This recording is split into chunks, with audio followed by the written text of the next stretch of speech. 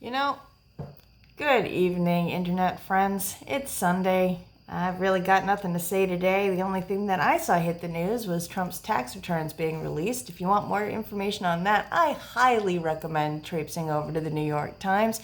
They have a very interesting breakdown of where his money came from, where it went, how the idiots spent it wrong, all sorts of fun stuff. So have fun over there. In the meantime, let's get started on Chapter 4, shall we? Let's see here. Just days after the election, Senator Dan Coats, an Indiana Republican, also received a call from Pence, one of his closest friends and confidants. A calm and gentlemanly devout Christian, the 73-year-old Coats had served 16 years in the Senate. "You want a job?" Pence, a born-again Christian himself, asked Coats.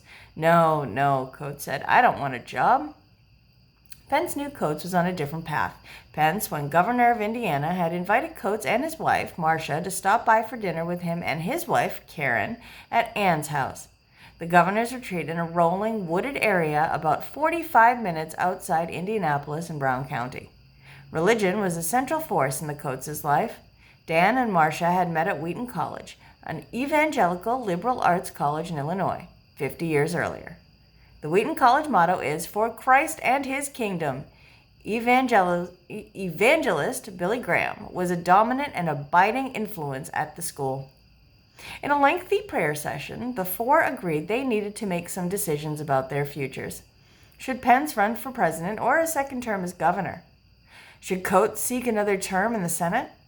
"We talked about the future and where God might lead each of us," Coates later explained. "We prayed that God would be clear, and I think I raised the question that we should pray for clarity, not for what we want, but clarity for what God would want." Sure.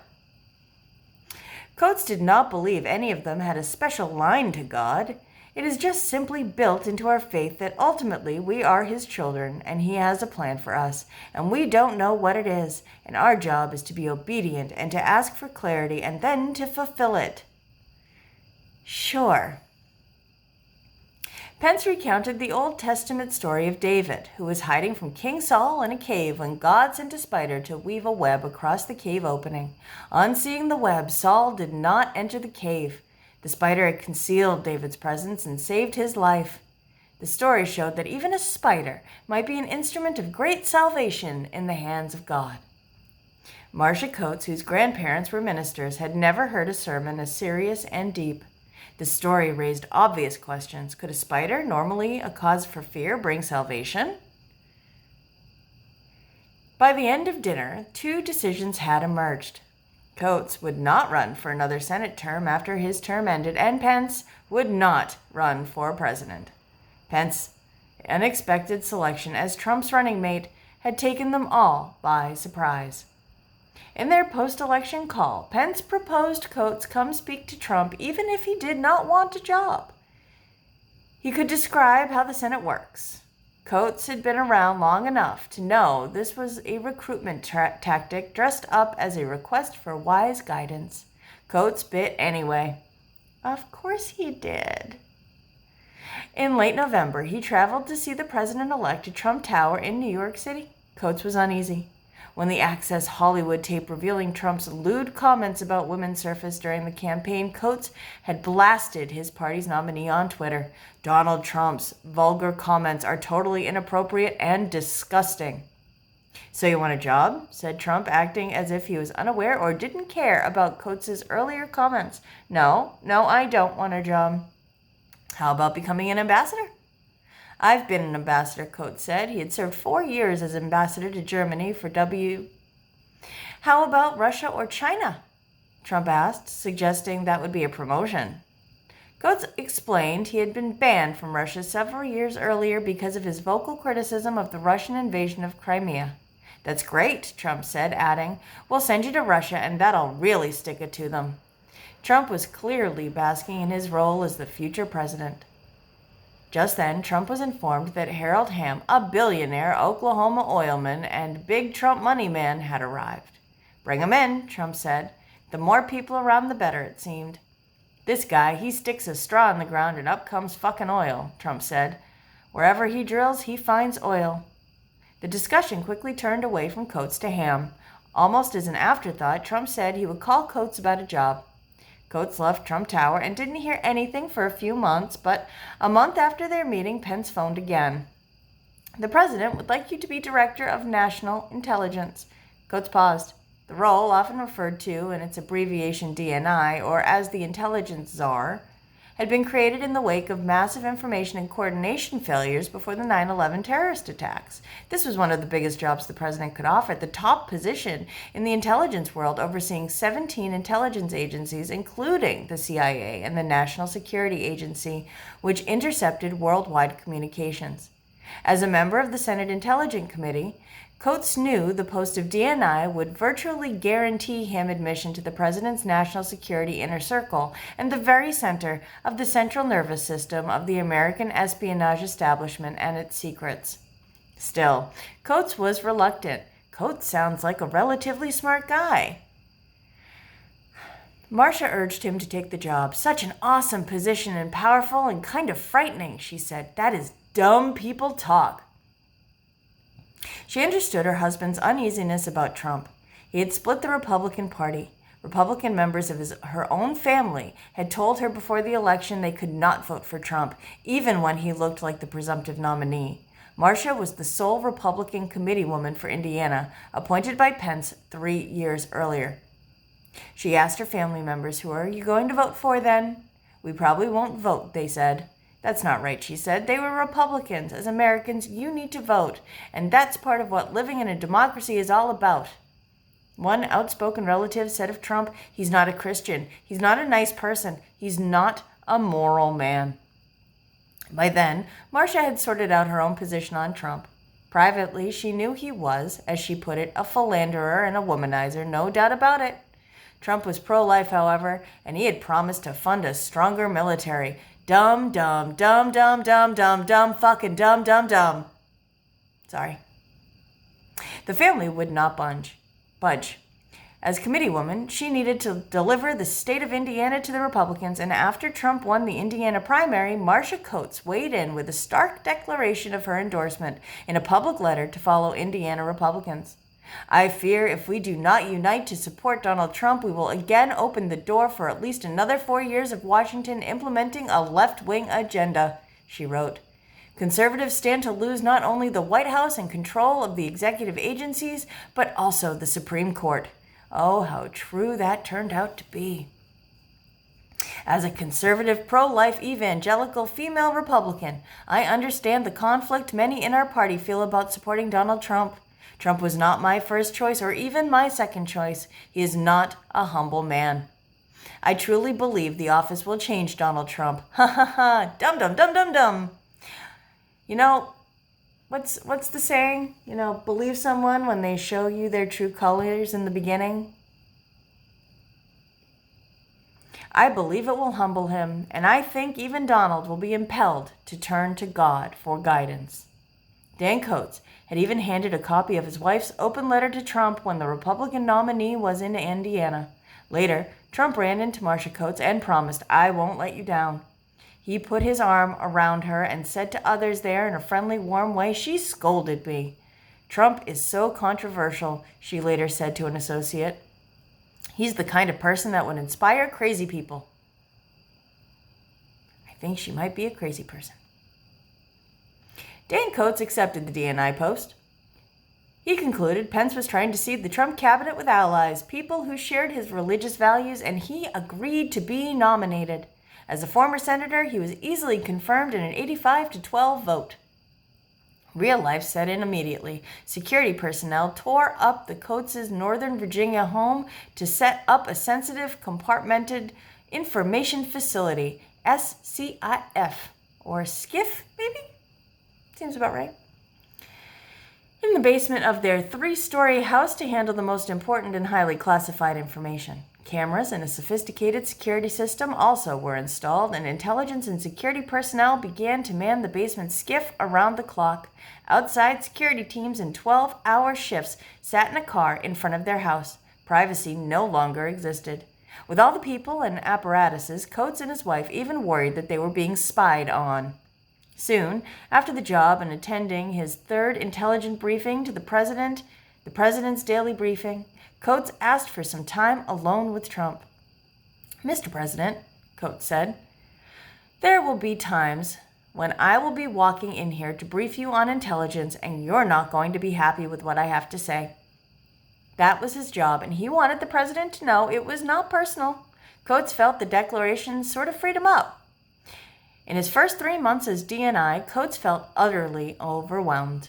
The intelligence culture was radically different from his world. His liberal arts and law degree background had been just right for the Senate, but the intelligence community was dominated by scientists, engineers, and mathematicians, all driving the extraordinary technology of modern intelligence collection. Everyone talked in acronyms, code words, and ever-increasing levels of classification and special compartments for sensitive programs. Intel was rolling in from outer space to the sea bottom and everywhere in between. Adding to the disorientation, Coates never knew which Trump he'd find in residence when he walked into the Oval Office 3 times a week for the president's daily brief. The president's daily brief was designed to give and showcase the most useful insight and high-level sensitive intelligence about national security issues. Some days, Trump would be in a fine mood, even good. Other days, Trump would lash out abusively. I don't trust the intelligence, he said, making it clear he saw the intelligence people as enemies. To help reduce the stress, Marsha fixed nice dinners with wine, a special pleasure because they had once signed pledges of Wheaton College not to drink. Was it a good day or a bad day? She would ask carefully, but with intense curiosity. It was a good meeting today, he said sometimes. The president listened, asked good questions. Trump was smart and could be... I'm going to stop you right there. No, he's not. No, he's not. Then there were bad days. The president didn't really want to hear the information, or if he heard it, he would disagree with it, say, I don't believe that. And that's precisely why he's not a smart man. Coates had hours of reading to finish at night, and the travel was nonstop. He'd regularly spend 23 or 24 hours on a plane to go to and from a conference in Singapore, for example. The difference between his old friend Pence's relationship to the intelligence agencies and Trump's was stark. Pence visited all the U.S. intelligence agencies, spending 2 or 3 hours wanting to learn, building up morale. Trump turned down Coates' invites to tour the NSA or elsewhere. Determined to convince the president of the intelligence agency's worth, Coates decided to bring the intelligence directors to the Oval Office. He asked each, what are your crown jewels of collection? He was looking for the incredible stuff that gave the United States a degree of security unimaginable to an outsider. Trump responded best when Coates brought a Navy submarine captain to the Oval Office. The handsome, charismatic officer looked like a movie star. He described top-secret programs that could track the submarines of Russia and China. In another program, United States submarines could pick up expanded missiles off the bottom of the ocean that had been launched by adversaries. Whoa, said Trump. That guy's really something. But the bad days were more frequent. Coates began to think Trump was impervious to facts. You think? Just maybe a little. I don't even know if it's impervious to facts. He's just too stupid. Trump had his own facts. Of course he does. He's delusional, narcissistic, and all that other good stuff. Fucking Scrabble bag of awful. Nearly everyone was an idiot, and almost every country was ripping off the United States. The steady stream of ranting was debilitating. The tension never abated, and Coates would not bend facts to suit the president's preconceptions or desires. Coates was shocked. Trump was on a different page than just about anything I believed in. Trump's habit of tweeting at all hours of the day and night, including about important foreign policy matters, was personally disruptive for Coates. He found himself waking up in the middle of the night thinking, oh my God, what has he tweeted? Finally, Coates decided he would look at the tweets in the morning, concluding he could not let himself get in the habit of thinking he had to wake up at 2 or 3 a.m. just to see if there were any tweets. It was also clear to Coates that the tweeting meant Trump was not sleeping. What were the president's sleep hours? Coates heard the president was now starting his workday later and later, now 11:30 a.m. Maybe that was a clue. Marsha was stunned at her husband's reports about the president's arrogance. Who could go into the office of being president and not realize how inadequate they are? Anybody would feel like they needed divine help in order to tackle that job and do it well. But Marsha, you helped us get here. You fuck. Marsha, who had a degree in psychology, maybe she should have applied it and realized that she was hiring a narcissist to do a job, but hey, go Marsha. Well, her degree in psychology had once had a family counseling practice. Worried that her husband was dragging. He was losing weight. His shirts were hanging loosely on his body. Dan, she said one night, you're going to be a failure at this job if you don't start eating and sleeping and believing in yourself. Oh, really? Just believing in yourself? Oh, gee, hey, let me look in this mirror and just, wow, you're good enough, you're strong enough, and god damn it, people like you. Fuck you, Marsha. You are disrespecting God. God put you here.